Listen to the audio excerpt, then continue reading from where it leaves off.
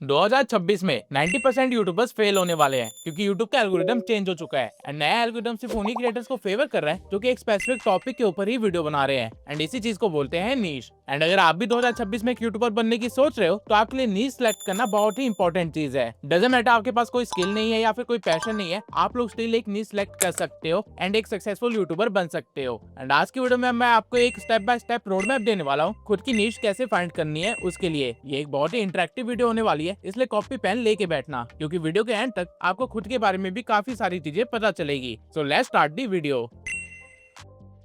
Maximum लोग जब अपनी नीश को सिलेक्ट कर रहे होते हैं वो खुद से गलत क्वेश्चन पूछते हैं जिसकी वजह से वो लॉन्ग टर्म में फेल हो जाते हैं एंड आई एम श्योर आप लोग भी अभी वही गलती कर रहे हो। आप सब खुद से ये पूछ रहे हो कि मुझे क्या आता है, मैं क्या बन सकता हूँ। ये एक गलत क्वेश्चन है जो कि आपको और ज्यादा कंफ्यूज कर देगा। रियल क्वेश्चन ये है कि आप ऑलरेडी क्या कर रहे हो।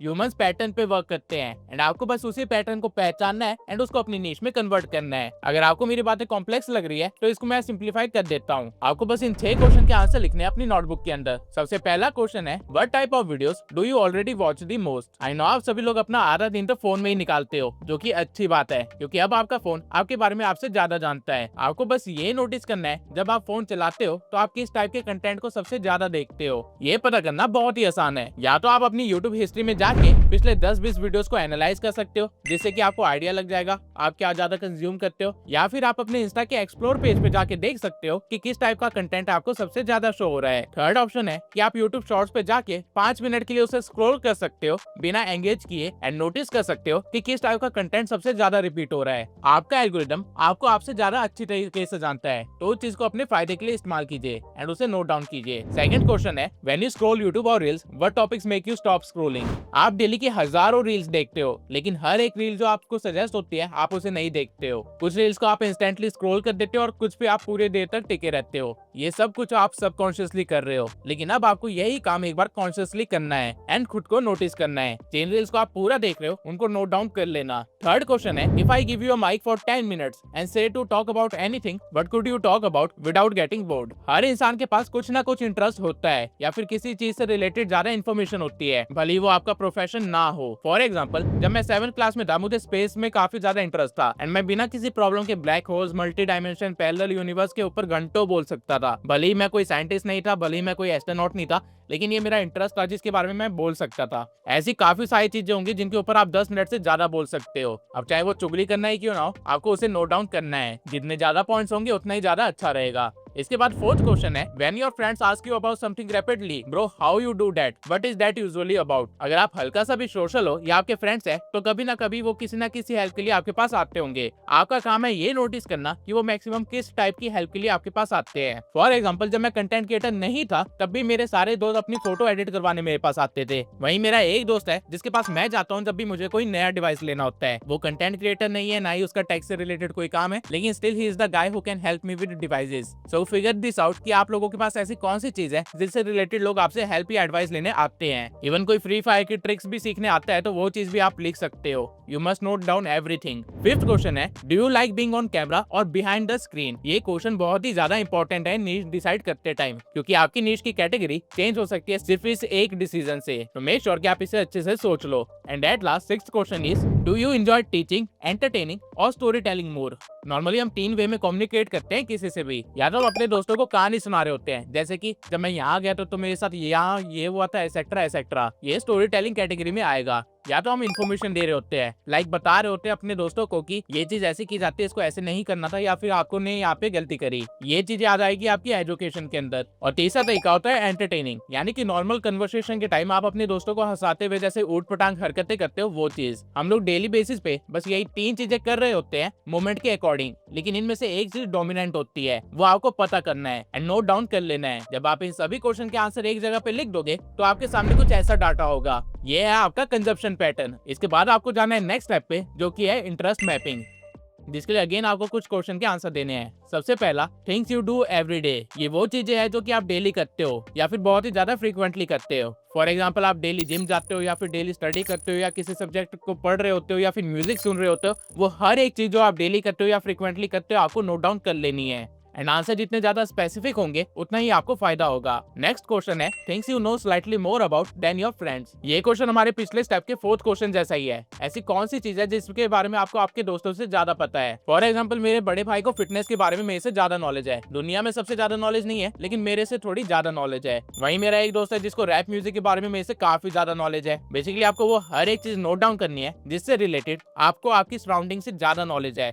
ये कुछ भी हो सकता है, फैशन साइंस हो गया, कार इंजन हो गया, एसेट्रा एसेट्रा, कुछ भी। इसके बाद लास्ट क्वेश्चन है which is again the most important question, what are the topics you want to learn about for next 1 year. ऐसी कौन सी चीजें हैं जो आप अगले 1 साल तक सीखने में इंटरेस्टेड हो या फिर ऑलरेडी सीखने वाले हो। For example in next 1 year I am going to learn about business and system a lot, because मैंने अपनी एक मीडिया कंपनी स्टार्ट करी है एंड ये चीज मैं ऑटोमेटिकली सीख ही जाऊंगा भले इसमें मेरा इंटरेस्ट हो या ना हो। तो आपको इन सभी पॉइंट्स को भी नोट डाउन करना है। जब फाइनली आप इन 9 क्वेश्चंस के आंसर दे दोगे तो हमारे पास एक सेट ऑफ चॉइसेस होंगे जिनमें से हम आपकी नीश को पिक कर सकते हैं। इसलिए आपको चैट जीपीटी पे जाना है एंड देन यहाँ पे ये प्रॉम्प्ट पेस्ट कर देना है। ये प्रॉम्प्ट मैं आपको डिस्क्रिप्शन में शेयर कर दूंगा। मेक श्योर कि इस प्रॉम्प्ट को रन करने से पहले जो आंसर आपने अपनी नोटबुक में लिखे थे उनको यहाँ पे एक सिस्टमैटिक वे में लिख दो। एंड जब फाइनली आप इस प्रॉम्प्ट को रन करोगे तो आपको रियलाइज होगा कि आपकी जिंदगी बेकार नहीं है। आप कोई पैशनलेस या स्किललेस इंसान नहीं हो। आपके पास खुद के स्ट्रेंथ्स है जिनको आप इग्नोर करते हो एंड इन्हीं स्ट्रेंथ्स की मदद से आप खुद के लिए एक नीश भी फाइंड कर सकते हो। ऑल्दो चैट जीपीटी आपको काफी सारे नीश के आइडिया दे देगा लेकिन आपको ब्लाइंडली उनको फॉलो नहीं करना है, क्योंकि नीश सिलेक्शन के प्रोसेस में अगला स्टेप बहुत ही ज्यादा इंपॉर्टेंट है जो कि है मार्केट रिसर्च।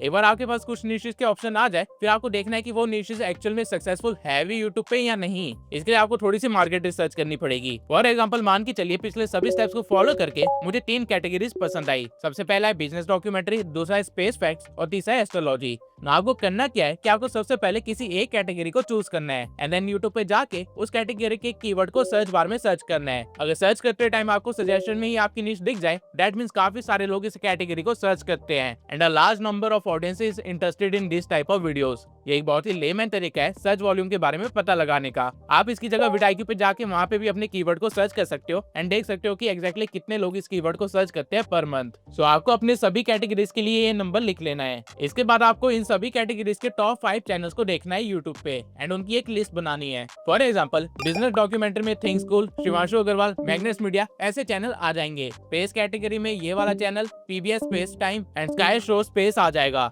एंड एस्ट्रोलॉजी में अरुण पंडित जी, एस्ट्रो टॉक और एस्ट्रो कपूर जैसे काफी सारे चैनल आ जाएंगे। मैंने सिर्फ 3 ही यहाँ पे लिखे हैं लेकिन आपको 5 की लिस्ट बनानी है। आपको इन चैनल्स को एनालाइज करना है कि इनके टॉप वीडियोस पे कितने व्यूज आए हैं, इनके कितने सब्सक्राइबर्स हैं एंड ये लोग कितने का रिवेन्यू करते हैं। रिवेन्यू का आइडिया आपको इस चीज से लग सकता है कि उस चैनल की कैटेगरी का नॉर्मल आरपीएम कितना रहता है एंड इन कैटेगरीज को कितने स्पॉन्सर मिलते हैं। आपको इन सभी पॉइंट्स को नोट डाउन करना है। इससे आपको ये पता चल जाएगा कि इन कैटेगरीज का मार्केट कैप क्या है, यानी कि इन कैटेगरीज के अंदर आप मैक्सिमम से मैक्सिमम कितना ग्रो कर सकते हो। वंस आपके पास ये नंबर हो फिर आपको अपनी नीश डिसाइड करनी है। इस मोमेंट पे आपको अपनी स्ट्रेंथ्स पता होगी, आपको अपना इंटरेस्ट पता होगा एंड साथ ही अर्निंग पोटेंशियल भी पता होगा एंड यही वो 3 सर्कल्स है जो कि आपको चेक करने होते हैं अपनी नीश डिसाइड करने से पहले। एंड बिलीव मी आप सिर्फ एक स्टेप ही दूर हो अपने फाइनल नीश से एंड वो स्टेप है लॉन्ग टर्म गेम।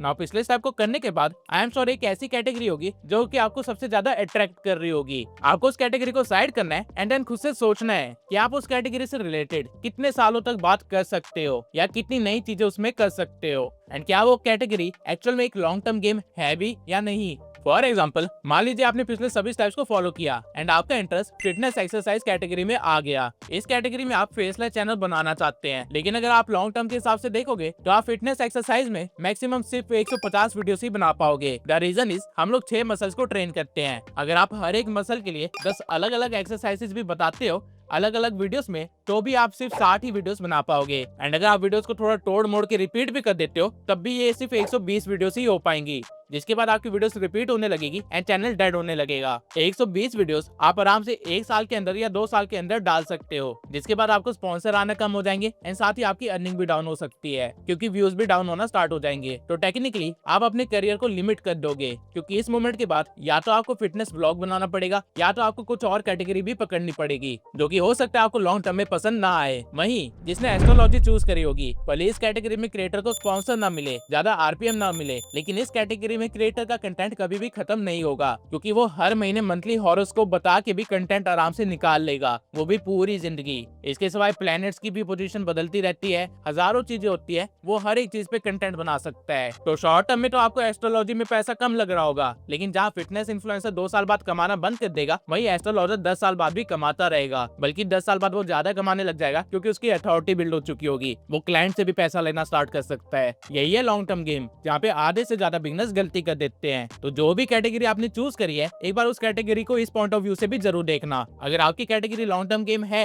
तो वेल एंड गुड, बट अगर नहीं है तो आपको वापस से पिछले स्टेप पे जाना है एंड बाकी कैटेगरीज के साथ ये एक्सपेरिमेंट करना है। जब आप ये करोगे तो फाइनली आपके पास एक ब्रॉड नीश होगी जिसमें आप कंटेंट बनाना स्टार्ट कर सकते हो। लेकिन आई एम श्योर इस मोमेंट पे आप लोगों के दिमाग में एक क्वेश्चन चल रहा होगा, जो नीश आपने सिलेक्ट करी है, इस नीश में ऑलरेडी काफी बड़े प्लेयर्स है मार्केट में, तो आपकी वीडियोस कैसे चलेंगी एंड आपका चैनल ग्रो कैसे होगा? अगर आपको इस क्वेश्चन का आंसर चाहिए तो कमेंट सेक्शन में ग्रो लिख दीजिए। अगर मुझे 5000 ऐसे कमेंट्स आते हैं तो मैं 0 सब्सक्राइबर से लेके 100 के सब्सक्राइबर्स तक कैसे ग्रो हो सकते हैं, इसका पूरा एक रोड मैप बनाऊंगा एंड आप लोगों के साथ शेयर करूंगा। इसके सिवा एक और क्वेश्चन है जो कि आई एम श्योर आप लोगों के दिमाग में चल रहा होगा, faceless versus face cam. Even niche decide करने के बाद भी काफी सारे लोग सिर्फ इसी चीज में कंफ्यूज रहते हैं कि उनको फेस कैम वीडियोस बनानी है या फिर फेसलेस वीडियोस बनानी है, एंड क्या इस चीज से कोई फर्क पड़ता है ग्रोथ पे या अर्निंग पे? Well the answer is yes. Faceless channel में ग्रोथ में तो कोई प्रॉब्लम नहीं आती है, लेकिन पर्सनल ब्रांडिंग में प्रॉब्लम आती है। सिंस ऐसे चैनल में कोई ह्यूमन विजुअल नहीं होता है, तो ऑडियंस के साथ एक पर्सनल कनेक्शन बनाना, एक कल्ट कम्युनिटी बनाना मुश्किल हो जाता है। एंड साथ ही अगर आप टेक नीश में हो या मेरी तरह एआई नीश में हो, तो बहुत बार आपको ये भी देखने को मिलेगा कि फेस कैम क्रिएटर्स को इजिली स्पॉन्सर मिल जाता है compare to faceless creators. And again the reason is human value. लेकिन फेसलेस रहने के सिर्फ नुकसान नहीं है, इसके काफी सारे फायदे भी हैं। जैसे कि आपके लिए कंटेंट बनाना बहुत ही आसान हो जाता है, सिंस आप रिकॉर्डिंग वगैरह से फ्री रहते हो, तो कल को अगर आपको अपने चैनल को ऑटोमेट करना हो या किसी काम को आउटसोर्स करना हो तो वो आप इजिली कर सकते हो। जबकि फेस कैम वाले क्रिएटर को डेली उठ के कैमरा के सामने आके बड़बड़ करनी ही पड़ेगी, डजंट मैटर उसका मूड है या नहीं। एंड यही रीजन है कि मैं खुद पिछले 2 साल से एक फेसलेस क्रिएटर था, क्योंकि स्टार्टिंग में मेरे लिए ग्रोथ एक इंपॉर्टेंट फैक्टर था कंपेयर टू कल्ट कम्युनिटी। सो आपको फेस कैम से स्टार्ट करना है या फेसलेस नहीं स्टार्ट करना है, ये टोटली आपकी चॉइस है। अगर आप स्टार्टिंग में कंफर्टेबल नहीं है खुद को रिकॉर्ड करने के लिए, तो आप वो अप्रोच ले सकते हैं जो कि मैंने ली थी। स्टार्टिंग फेसलेस से करो, लेटर ऑन फेस कैम कर लेना जब भी आप कंफर्टेबल हो जाओ। नाउ इस वीडियो के अंदर आप लोगों ने अपने कंजप्शन पैटर्न को समझने से लेके खुद के लिए एक परफेक्ट लॉन्ग टर्म नीश फाइंड करने तक सारा काम कर लिया है। लेकिन अगर आप लोग स्टिल कंफ्यूज हो और ज्यादा एक्सपोजर चाहते हो नीश से रिलेटेड, तो मेक श्योर कि आप लोग मेरी इस वीडियो को जरूर देखें। इस वीडियो में मैंने 20 से भी ज्यादा ऐसी नीशेस शेयर करी है जिसके बारे में मैक्सिमम ऑडियंस को पता ही नहीं है, एंड 2026 में ये नीशेस काफी ज्यादा ग्रो करने वाली है। तो मिलते हैं अगली वीडियो में।